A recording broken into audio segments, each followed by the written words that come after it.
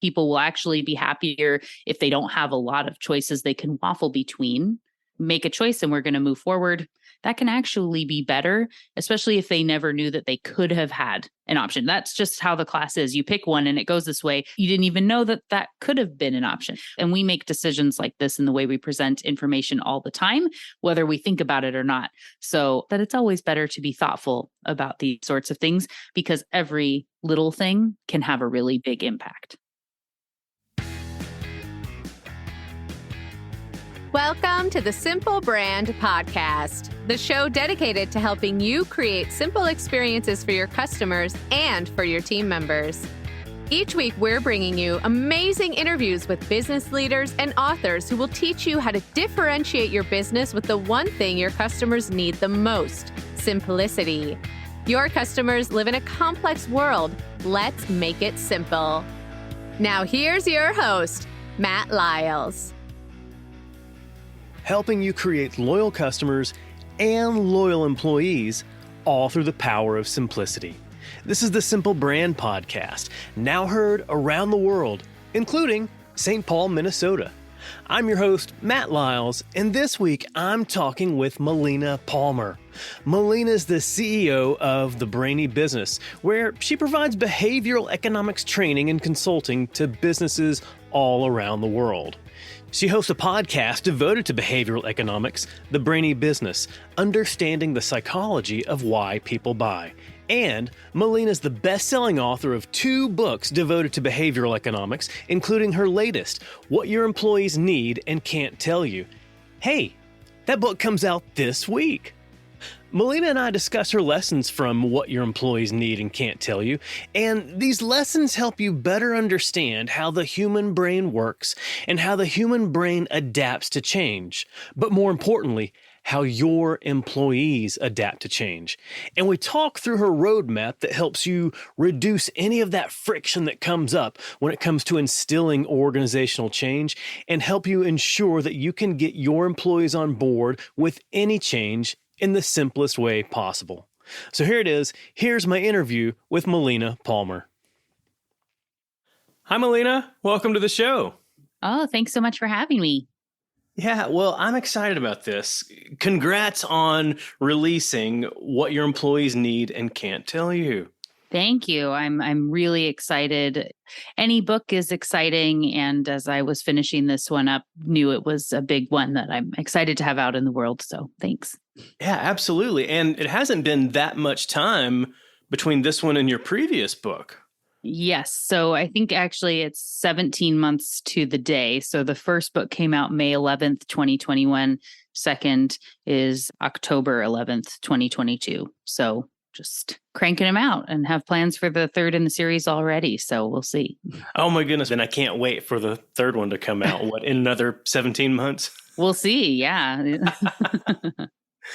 Well, all right. So this ties into your background in behavioral economics. So before we talk about what your employees need, I want to get an introduction on behavioral economics. How do you define that? So really it is the psychology of why people buy would be the easy kind of first step in there. That's the tagline of my podcast, The Brainy Business. And taking that a step further would be in traditional economics. Let's say if traditional economics and psychology had a baby, we'd have behavioral economics. Traditional economics assumes logical people making rational choices in everything that they do, not really the world we live in. So by incorporating psychology and neuroscience, being able to really understand the brain, how people actually make decisions instead of what we all think people should do, gives us this window into better communication and being able to have more brain-friendly messaging, which is what I help people to do. Nice. And so it sounds like that same study also ties into how our people, how our employees think and act and make decisions? Absolutely. Yeah. I have kind of expanded from just the psychology of why people buy to say the psychology of why people act, choose, change, and buy is kind of how I'm encompassing this all now. And the reason that it ties in in my opinion, because we've got behavioral science, behavioral economics, and there's a lot of overlap, but really, if you're trying to get someone to change anything that they're doing, you need them to buy in on whatever idea you're selling them, even if there isn't any money exchanging hands, right? So you Right. still need that kind of back and forth in the same way that you would in presenting information. So I actually use the same framework for change as I do for pricing strategy. Yeah, that's exactly what it is. And like a change needs to happen, and you have to have somebody to buy into that change and actually want to go along with that change. And then, depending on the level of that change, if it's a small transaction, okay, maybe not a big deal. The larger and larger that the change is, the harder and harder that it is to implement that and to get people to buy into that. So, why is that so hard for leaders to instill and implement change in their organizations? So, one thing is kind of what you were talking about there, that we are focused on change and just thinking about the big stuff, right? To say a change is a merger or a rebrand or a succession planning or whatever, some big thing that everyone has to get on board for, that we've decided there's an initiative for. Like, now we have a big change, so this is what we're going to focus on. And all the little stuff we like to say doesn't really matter, right? We think that's not going to add up. That's not a big deal. Those small changes, we don't really put much stock in, but the brain doesn't look at it in that way. So to take a step back, let's talk about our brains and how they really work in making decisions. So we'll start by asking about decisions themselves. Listener can be, asking themselves here, how many decisions do you think you make in an average day? Whether it's today, it was yesterday. Do you have a guess? I don't know if you've. Oh my goodness. I mean, if I had to really think about it and like also include those decisions that feel like it's just part of the normal flow and habits, I mean, it could be thousands, right? Yeah. So people, if you think about the decisions you make, you might say 50 or 100, or maybe you jump in and go crazy and say 5,000, right? I make 5,000 decisions. Science shows that everybody makes an average of 35,000 decisions every single day. 35,000. Wow. Yes, remotely conscious decisions. So yes, it's in the thousands, and it's probably still more thousands than you expected me to say, right? Yeah. I mean, a lot of decisions that we are making. And so clearly that all can't be done on this conscious level, right? We need subconscious processing, and the brain is kind of set up in that way that we have this subconscious filter that's kind of a gatekeeper and trying to maintain as much as it can because it's faster automatic processing. It can only do that using rules of thumb and predictability of things that have worked well in the past. And it wants to hold on to as much as it possibly can because the conscious brain is slower. Don't want to wait for that. I got a plan, right? I'm ready to go, go, go, go, go. So in that, one of my favorite analogies is one from a psychologist at NYU talking about your brain as a person riding an elephant. So if you imagine you have your logical conscious rider that has a plan, knows where we're going, where we're going to get to, and it can see out onto the horizon. But the elephant maybe wants to go in a different direction, or it wants to sit down. You can't push or pull or logic it into going where you want. And so you have to properly motivate the elephant to go in the right direction. And so with behavioral economics, it's understanding the rules that the elephant is using to make decisions to help properly motivate that. And so those micro decisions of those 35,000, I talk about it like snowflakes, like accumulating in your path, right? So every conversation really is a change conversation. And those small things can add up and either be working for you to be building momentum, or like a tundra of nightmares to make it so even the big or small changes can be incredibly difficult if you're not thoughtful about it throughout the whole process. Well, and I think you alluded to this as well. If I'm the one that's trying to calm this elephant, to drive this elephant, I can't think about and I can't try and convince it with the things that motivate me. Right. I've got to focus on what motivates the elephant, not myself. Right. And when we sit down and we're doing stuff in our businesses, whether we're thinking about communicating with members of the team or with customers, creating new products or setting up pricing strategy, whatever it is, we, the writer, think we're communicating to other writers, even though when we buy, our elephant is doing all that processing, right? We just don't realize it because they don't really speak the same language. And our brains like to think that they're better, faster, stronger, smarter than everybody else, including the us of 5 minutes ago, right? So we really want to be thinking we are in charge. And so you can't even, looking at that, we don't know why we do things.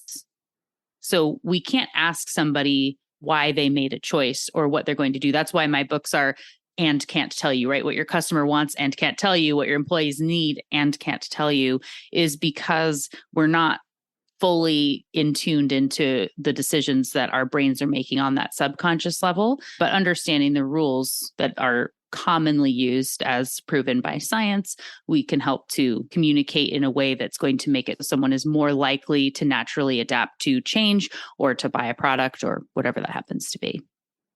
So then how can we, as leaders who are driving the change and introducing the change, how can we find out what it is that does drive and motivate our employees?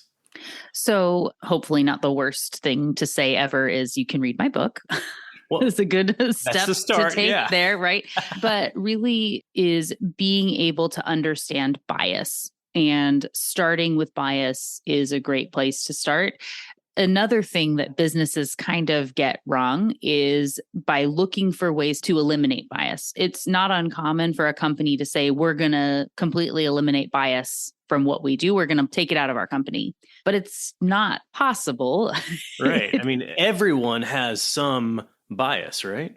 Right. Well, all of the brain's decision making on that subconscious level, I'm talking about using those rules of thumb and predictability, status quo, those are biases. That is how the brain makes decisions. And so instead of trying to eliminate it, which is not something that is really possible to do, it would be to reframe and look at that in a different way and see where you want to be working with biases that already exist to help encourage, and when you need to kind of sidestep and know something may be a problem, and when you can be leveraging something to help make change easier. So I'm going to use an example of a company called The Littery, which is an organization that has decided to tackle helping people to properly throw away and sort their garbage every time in everything that they do. And if I told you this was your new job and you couldn't do anything until you got everyone in the world to properly throw away and sort their garbage, probably feels like you're never going to be doing anything else. And your children's children are going to be taking this on, right? Because good luck. Yeah. And if you were, though, to sit down and say, okay, this is my task, what am I going to do? You may think people just don't know what is compost versus recycling. They aren't aware of where things need to go. So we need a video explaining it. We need a brochure, or they don't understand the problem of Garbage Island, or we need to show more turtles with straws in their noses, because if they understood this, if they were as passionate, they would make the change. Yeah. It's about having them have the knowledge of it, right? Yes, but it's not, right? This is what has been tried for decades now, that people have been trying to do this and beyond, right? And in all change. So change is hard when you're trying to force into logic that doesn't already fit. So, and trying to make it so people care about something in the same way that you do, or how you think they should care about something. So if instead you take a step back and say, really, we just need the thing to get into the recycling or the compost or whatever it is. We just need people to change that behavior, and them caring about why is secondarily important. It's not the most important thing.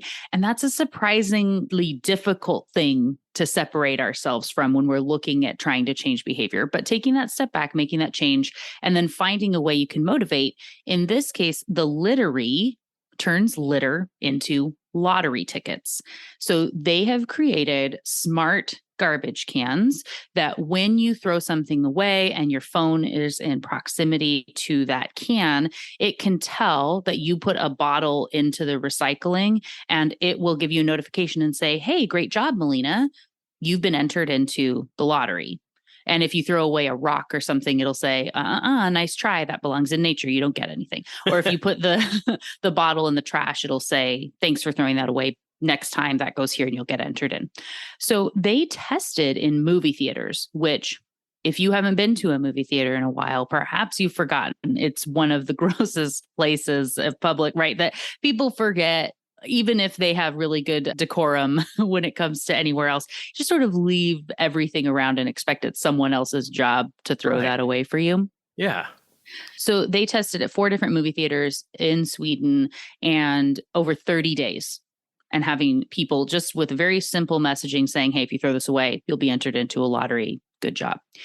And they had 100% compliance across the 4 theaters, 30 days. Wow. Everyone knew what to do. Nobody had to ask. Right. They just needed to be properly motivated, and change magically became easy, right? And in that case, the prize was only 5,000 euro, which is still like, okay, I put the popcorn bucket in the bin and I could win 5,000 bucks, euros, whatever. That's motivating for me, right? So now when you walk down the street, if you see a bottle sitting there, you think, ugh, some people are so disgusting, and just keep walking by and think about how great you are, and you wouldn't do that, but you don't feel motivated to pick it up.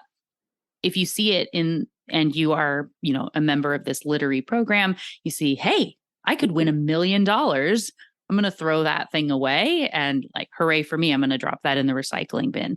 So properly motivating, working with the rules of the brain that already exist, can make it so change is actually incredibly easy. We change all the time when we're properly motivated. And so that's just a way to start to look at the problem in a different way, can help you to get people further down that path. Yeah, there you go. Looking at it from a different way, tapping into, something else that people care about. Yeah, I say all the time, really easy to find the right answer to the wrong question.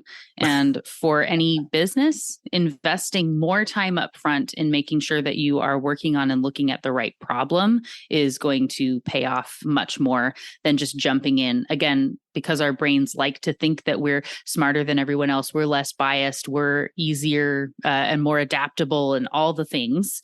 You may jump into, oh, this is the problem, boop, and then you're working on the solution immediately. But even a slightly different question can get you to a very different place. A common example here being asking what is 5 plus 5 is not the same as asking how many ways can we make 10. And you'll get to 2 very different places by asking the question a little bit differently. Oh, wow. Well, so you spend some time in the book writing about how you, being the one introducing and driving the change, you are the most important factor in helping others to buy into and go along with the change. So can you explain that?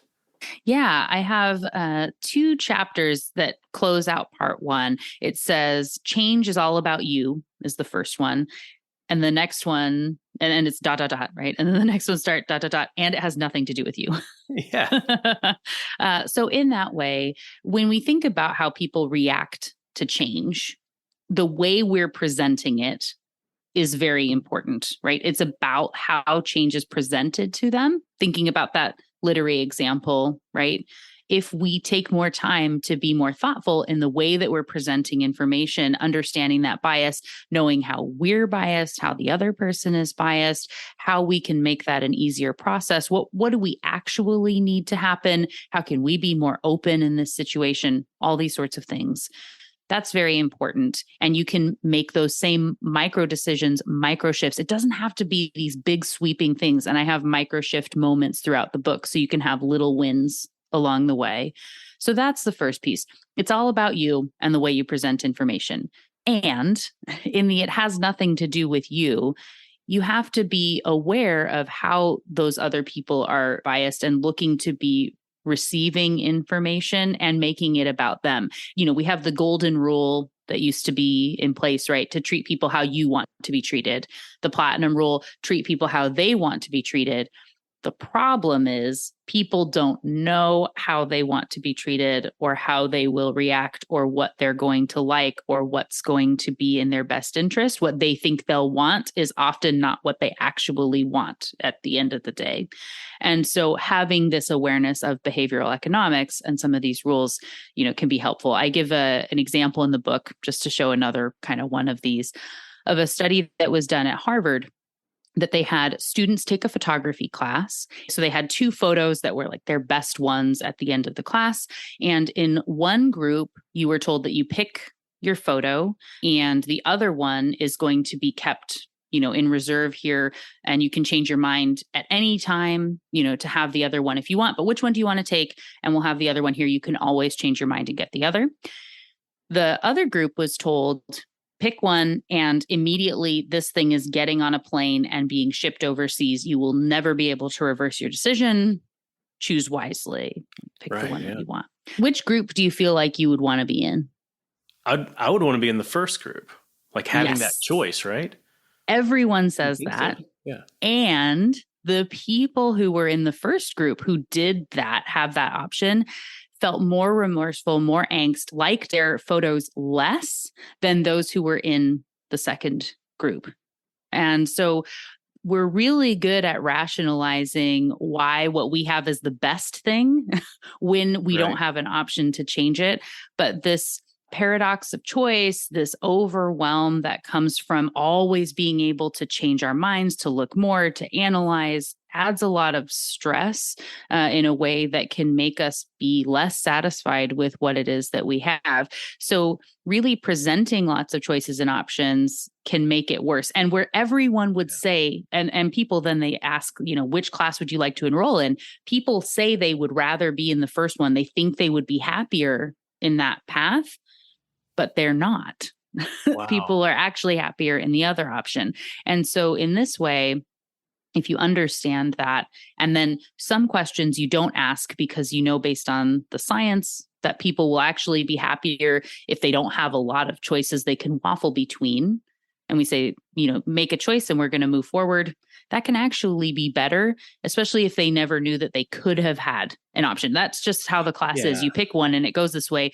You didn't even know that could have been an option, right? So it's not like it weighs on you of something you weren't presented with. And we make decisions like this in the way we present information all the time, whether we think about it or not. So I recommend that it's always better to be thoughtful about these sorts of things because every little thing can have a really big impact. Wow. So I think about a lot of the changes that I've been a part of in my career, changes that were either announced and pushed down on me, or changes that I got to be a part of, like to help create and announce and deliver. And I think a lot of times it seems like those of us who are in charge of leading and driving this change, we spend a lot of time on crafting the change itself, and probably not enough time on figuring out the right way to announce it to get people's buy-in. Yes. It's where you spend months or sometimes even years working on this change behind the scenes. And then, tell everyone is a task on a very long to-do list that just kind of is, we're just going to tell them, right? Ta-da. And then we can say we did it. But the way, again, you present that information is very important. So one really badly communicated message can unravel everything, and you don't even realize that that's where things went wrong. The change itself may have been great. It's not necessarily that that's the problem, but how it was presented to people. Another example to think of, and we've all kind of been in this situation, right? So imagine the manager walks in, they're kind of head in their hands, rubbing their face a little bit and say, "Hey, everybody, gather around. I got to tell you something. I know you're not going to like it, but, I just heard from the folks upstairs. We're going to have to change over to this new system. I know. We've got a lot going on right now, but I'm going to need everybody to just get on board with this. I need you to get on the train. We're moving forward. I know you don't like it, but too bad, right? Don't shoot the messenger, right? Yikes. We have primed everyone to think this is terrible and something really bad. And even people who might have been excited are kind of thinking, like, I guess this is a bad thing. Everyone else doesn't like this idea, so I shouldn't either. We are a herding species. And so when we see what others like us are doing, especially in an area that is unpredictable to us or that we haven't been in before, we very much look to others like us to see how we should act. So in that case, when you say, I know you're not going to like this, like, oh, I guess everyone else doesn't, I shouldn't like this either, right? If instead that message was presented in a way where that manager was to know, hey, this isn't about me, this is about everyone else. And also they're saying like, I need you to get on the team. I need you to know this. It's not, don't blame me. It's all about them, right? So if they were to come in and say, hey, everybody, I've heard from many of you throughout the years that the system we currently use is one that you don't really enjoy, that it can be slow, that it's cumbersome, it's difficult to work through, and it is too many steps to get to the information that you want. We've heard you, and the company is working on creating this new system that's going to be able to implement everything you've been asking for. We have 30 days to find the people on our team who are going to be able to give feedback, be part of creating this new system to make it the best for everyone. If you are interested, please let me know and we can move forward. Very excited about the new system and how it can help us all to have an easier time doing our jobs and serving our customers. Ta-da, right? Hooray, yeah. Okay. Same thing, same Not exact so bad. change, right? And you can say, oh, I get to be part of that. That's called the IKEA effect. We like things that we're part of. It was framed in a different way that we feel better about. And everyone is having a chance to be part of it if they so choose, but they don't have to, right? So just feels better. I had an opportunity to be included. It's my choice if I don't want to be all of these aspects. And again, it could be the exact same new system, the exact same change initiative, one team feeling much better about it than the other based on the way that it was presented to them. Right. And there's a couple of things there. One is how it's communicated. Two, recognizing how people are currently feeling before the change. There's been some concerns about the current system, and we're looking to change that. And then three, here's your opportunity for you to be a part of the solution. You've got the opportunity to provide feedback. And now people may recognize and know, okay, 100% of our feedback may not be implemented, but we know that they're at least listening to us. Yeah. And along those lines, it's important to note, if the thing is so far gone that you will not be taking any of their thoughts, do not ask. Don't do that. Yeah. And it's a thing that many great companies and people have done over time, right? Where you say, well, and then we'll just go ahead and ask. And nobody stops and says, well, can we even change these things if people say that it sucks or they hate it? No, maybe we present it in a different way, right? That's the same as the photos at the end of the class, right? You want to look at what the opportunities and options even are, and then determine the best way to present that information. Ideally, yes, you can start further back in any process and let people be involved where they can be, but not everybody can be involved in every choice, and people know that. But finding even little moments of transparency and authenticity, I use this, the concept in behavioral science is reciprocity, that when we give a little, people feel compelled to give back. Right. So in the case of change, so if we're looking at selling goods or services, that would be like a free sample or podcasts that are available for free or anything, a lead magnet, right? Something that you give out. In the case of change, I look at this as trust, transparency, authenticity, giving them advance notice and kindness and openness is how you can be giving a little bit of something that people know you don't have to do, that makes them feel more compelled to give back.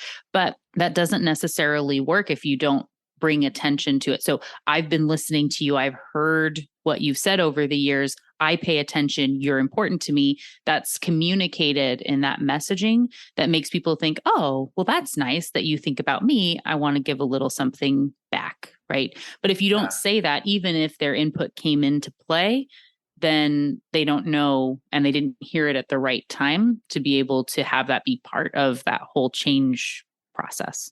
Yeah. Even if there's not the opportunity or the ability for them to be part of crafting and creating the change going forward, at least help them understand and feel like they've been part of it already.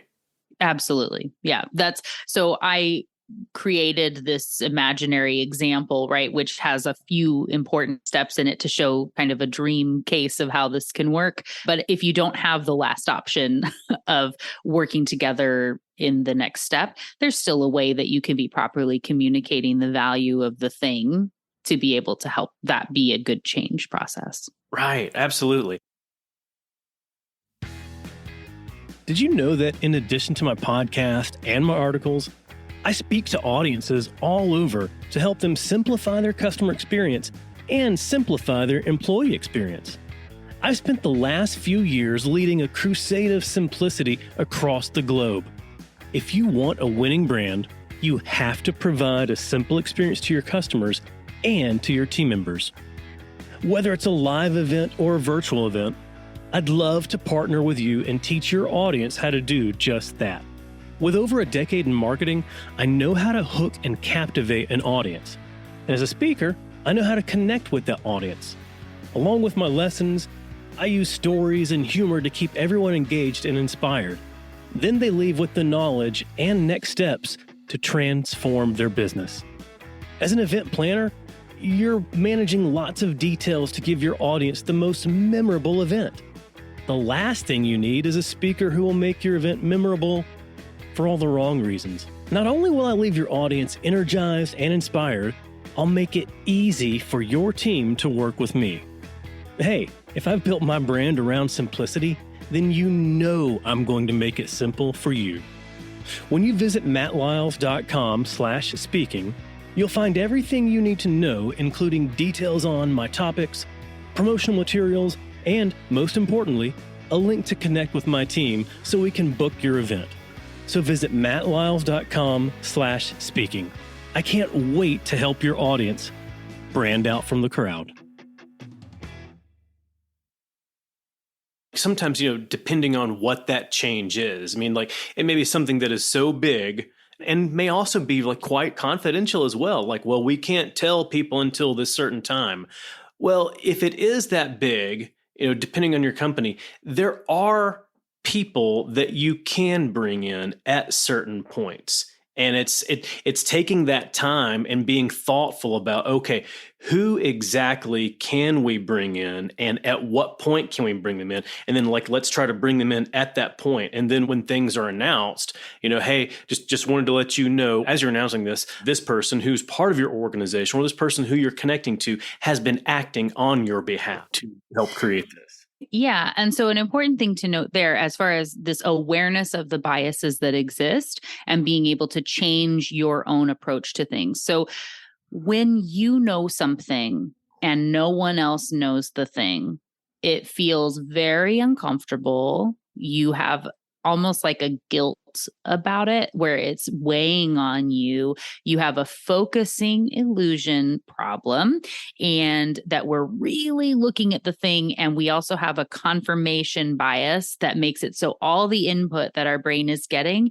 is making us think that they must know the secret. And so we feel like we have to then, we let someone in that maybe we weren't supposed to, but we say they knew, they could tell, and they were asking these questions that made it so obvious.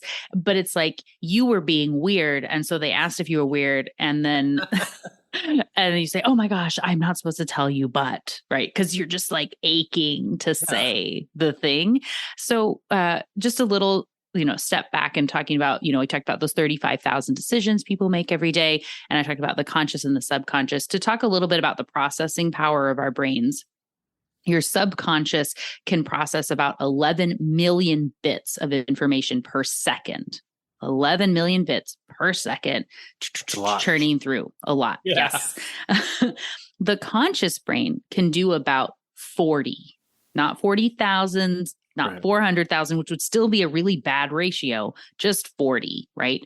So if we think about this in a different way, and we're to say, for every one piece of information that your subconscious brain let through the filter that got to the conscious brain, 275,000 other things were not important enough to make it through your filter. So you're focusing on some stuff where you think, say, just to take a little sidestep on our experience we're talking about here, imagine you think your manager hates you, right? They hate me. They never give me any opportunities. You go in for a meeting and you're watching them and you're looking for things. You're focusing in on stuff that will confirm how you feel about them and what that says about you in your role, right? Oh, they're looking at me instead of somebody else. I must have said something dumb. I know that he or she or they hate me. Like they're thinking this thing. Oh, I'll just stop talking. I never get a chance to talk, right? That's all this internal conversation in your own mind. Someone who believes that their manager sees value in them, likes the input they're giving, would have that same look and say, oh, they're looking at me. They think that I am giving a good point. They must be on board with this. I'm excited. Let's keep talking because clearly this is valuable. Again, all the same things, but we focused on it in a way that all repeated itself. Do you remember there was that it was like a Tide commercial, I think, for like the Tide stain stick where the person's in the job interview and the shirt has a stain that's talking. Yeah. It's kind of like that, right? Where you feel like all they're looking at is the stain on your shirt and you're so aware. But when you didn't know you had a stain on your shirt, you weren't aware and like focused on it in the same way, right? Right. So one, you can choose to focus on something else. So even if you have someone who you know is really difficult on your team, you go, oh, okay, everybody's going to be good, but I have to tell Melina about this thing and she's the worst, right? She's always asking questions and is so difficult in this process. And you're going into the meeting that way. How am I going to convince her that she's wrong and just get her on board? I'm going in thinking, ugh, my manager hates me. This is going to be, they never listen to what I have to say. You know, there's this whole problem. If you instead go in being more open to saying, you know, Melina asks questions maybe because she cares about the team. How can I be listening to what it is that she's thinking or saying? Be more open, genuinely curious. How might that change the situation? You know, you can end up in a very different place. Yeah, there you go. Yeah, it's like Ted Lasso says, you know, be curious, not judgmental. Oh, Ted Lasso. I have a Roy Kent paraphrased paragraph. I, of course, had to paraphrase because Roy Kent swears a lot and I couldn't have a lot of F words in the book, but most people are fine and you shouldn't have to settle for fine and, you know, using it to how you look at your role and your job and your work, and you can make it better if you choose to focus on different things, right? That's it. That's it. All right. Well, you've developed a framework that helps leaders understand how to deliver the change. And we've actually touched on a couple of these just in talking, but it's not about the cookie framework. Yes. Can you walk through that? Sure. So in this, like I said, this is the same framework I use for pricing as for change. Yeah. So if you imagine we're walking down the street having a great conversation about change or something, and we're very excited about it. But then all of a sudden, there's this delicious scent that wafts toward us. It's sweet and a little bit salty, and there's this chocolate undertone to it. We realize that's cookies baking, right? Yeah. Go, we're still talking, but we're a little bit more distracted. We're like cartoon characters with our noses pulling us down the street to try and find where this is, right? I love that image. Yeah.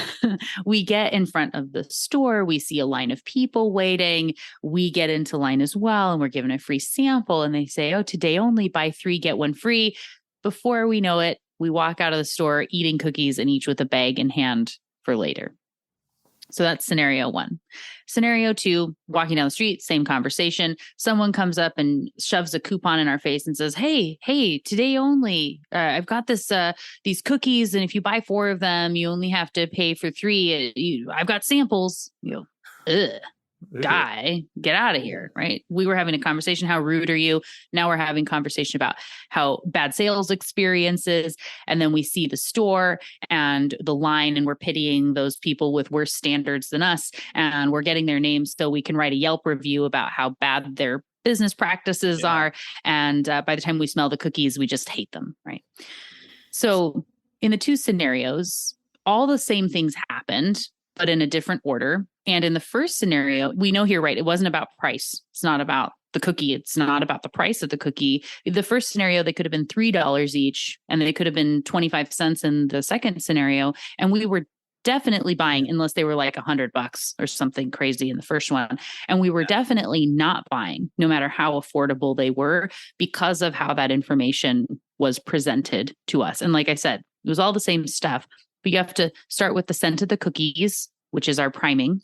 We have the way that things were framed in a different way. It's a little subtle thing, but where we had the buy 3, get 1 free versus, if you buy 4 cookies, you only pay for 3 of them, feels a lot more clunky in the way that's delivered. The second one, I was thinking, wait, what? I know.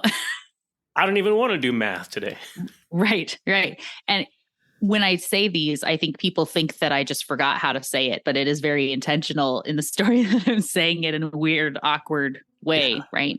And another example of that being if I said, in a particular month after there's been a lot of precipitation, we're likely to have more flora that will pop up because of what happened in the preceding month. You say, what? Like, versus April showers bring May flowers, like, ta-da, right? That makes sense. And I sound so much smarter than when I had this long, drolling, random thing that I said. So taking the time to think about something, and actually when it rhymes, we think people are more thoughtful and intelligent and believe things more. It doesn't make it any more true. That's one of those rules that our brains have. We also had scarcity, reciprocity, herding, and social proof, all that were part of that little tiny cookie experience. Right. And so that framework and how to understand those concepts and how to implement them is really what is the basis of the book.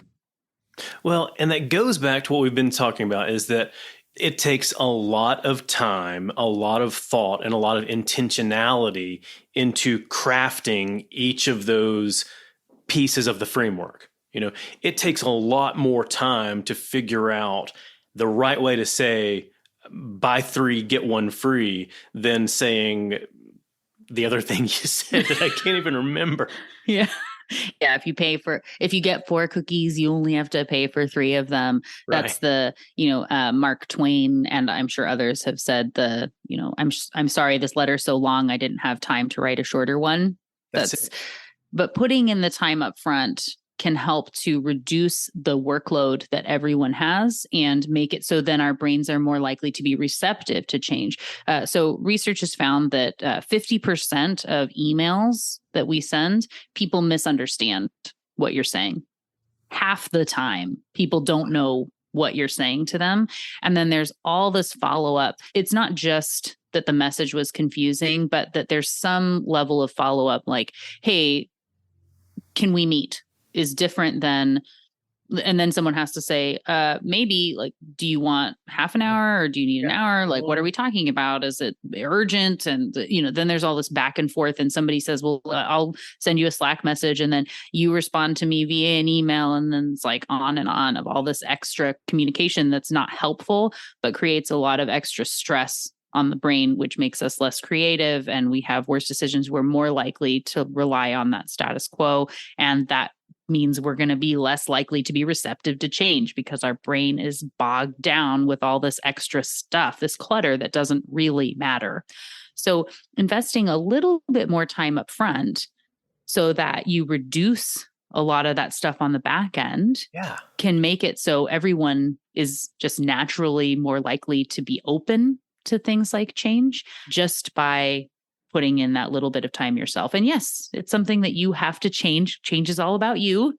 And it has nothing to do with you. Nothing to do with yes. Well, and that all goes to, so much of what I like to teach about, what I like to talk about around the customer experience, the employee experience, whatever experience you're delivering to somebody, there's opportunities for there to be friction throughout that experience. And that's either friction of actions that they need to take, or it's friction around how they may feel throughout that experience, or the questions that they may have. And so it's just taking that extra time to say, okay, with what I'm communicating, what do I want them to do? what do I really want them to think? How do I want them to feel? And then what are some questions? What are some things that may be going on in their head as I'm delivering this? And how can I proactively answer those questions? How can I proactively address this friction before it even happens? Yeah. There's a great book, Friction by Roger Dooley, which he wrote the foreword of my first book, is awesome. There's also a book called Sludge. Over there. Nice. I know, looking for that's Brainfluence I see on the bottom there.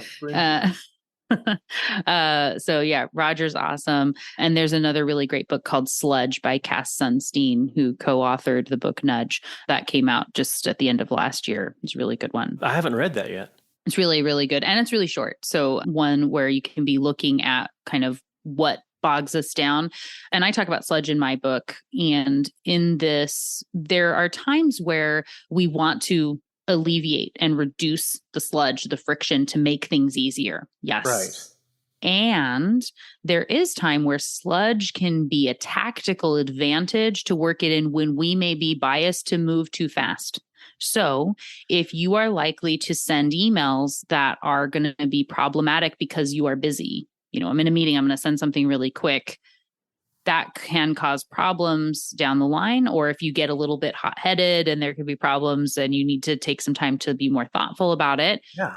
Having something where emails go into, purgatory for a while and you have to review them before they can actually be sent, or putting in a reminder for yourself to follow up with somebody at a certain time, or you can't do this until you do that. Having that thoughtfulness can make it so that you're improving things down the line by slowing things down. Favorite example here would be of trying to get people to take the stairs instead of the elevator. Bringing it back to the literary example, we may think if we tell them about the benefits and why it's important, that they're going to change their behavior. But we all know why we should take the stairs.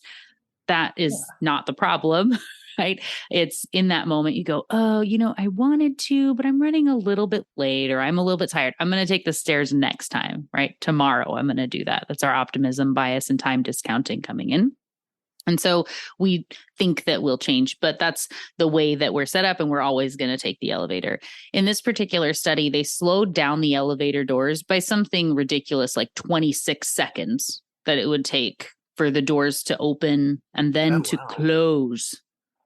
It's a long time to wait for an elevator, and we're impatient in that way. Yeah. And then it becomes more convenient. The easier option is just, I'm just going to take the stairs. So they didn't tell anybody they did it. They just added this sludge of being slower in this process. People naturally change their behavior. And when they change the doors back, it's not that people went back to taking the elevator. They had naturally shifted already, and there was no reason to wait for the elevator. So again, a little thoughtful sludge can be valuable, but you want to put it in the right points for whatever problem you're trying to solve, and make sure you know that you are leading people down those small steps. So we can put in that sludge and that friction into the current experience to make people more receptive to the change. Sure. Yeah, that's something that's possible. Yeah. Make it so bad that they want to change now. Yeah. It depends. Yeah. Depending on the severity of that. Yes. But I hear what you're saying. Yeah. Well, and it all comes down to just being able to take the time to think it through and to think out how you're going to plan it, how you're going to be more intentional about understanding the people that the change itself is affecting, and then how you're communicating that change and how it affects them too. Mm-hmm. Yeah, definitely. All right. Well, last question before we wrap it up. If you were to create a 5-song soundtrack for what your employees need and can't tell you, what songs would you include? All right. So I did think about this in advance, and I got, just as I told you, preemptively, I was going to let them come to me. And the 5th one I just added to the list here. So I would say it is a mix that includes some great stuff. We've got Here Comes the Sun by the Beatles, because just Abbey Road is the greatest album of all time. So we got to put that in there. We have The Greatest by Sia. So like you can say like, I'm the greatest, right? As you're going into this and that you have the capacity to make a difference. But you also need to come as you are. Nirvana. Oh, I'm from nice. the greater Seattle area here. So gotta give a nice little nod to them. We also have Defying Gravity, which is a song from the soundtrack of Wicked. Right. So, you don't have to buy in on every change. You don't need to be going along with everything around you. It's okay to go kind of against the grain. Just, fight your own herding instincts in those ways, and ending it up with Happy by Pharrell. So you can be focusing on get happy. Can be focusing on good stuff with our confirmation bias instead of some of the bad things, and everything can be a little bit smoother. That's it. Yeah. And it's all around how you can make it smoother for yourself and smoother for others. Yeah. Love it. Well, Melina, I have learned so much from your book and so much from talking with you today, but where can people go to learn more? Oh, thank you. So you can just go to thebrainybusiness.com. It has information about my books and the podcast and all sorts of other ways to connect. So that's a great spot to go. You can also find me on pretty much all the socials as The Brainy Biz, B-I-Z. Love it. Awesome. Well, Melina, thank you so much. I'm so grateful for your time today. Yeah, thanks for having me.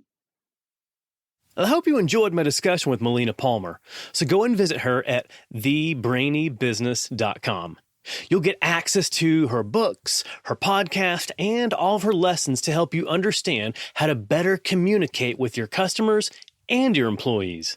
And be sure and check out her latest book, What Your Employees Need and Can't Tell You. Hey, it just released this week. It's going to help you reduce any friction when it comes to instilling organizational change and ensure that you can get your employees on board with any change in the simplest way possible. And if you're enjoying the Simple Brand podcast, go ahead and hit the subscribe button because it's going to make it so much simpler for you to get future episodes like the next one featuring Rick DeLisi. Rick's an author and a speaker who helps companies achieve greater customer loyalty, and he's one of the co-authors of The Effortless Experience. Hey, that's considered one of the best customer experience books of all time. But Rick's back at it with his latest book, Digital Customer Service. Listen, the importance of crafting your customer experience centers around how you make your customer feel throughout every interaction. But in a digital-first world, you've got to make sure you invest in the right technology and the right technology processes to ensure that happens. So, delivering an outstanding customer experience today isn't just about the psychology, and it isn't just about the technology. It's about having the right marriage of psychology and technology baked into the experience. And Rick's lessons help you learn just how to do that so that you're always able to meet your customers where they are. So go ahead and subscribe. You'll automatically get Rick's episode as soon as it's live. Until then, keep it simple. Thanks for joining us for this episode of the Simple Brand Podcast. Want to make your listening experience simple and automatically receive each new episode?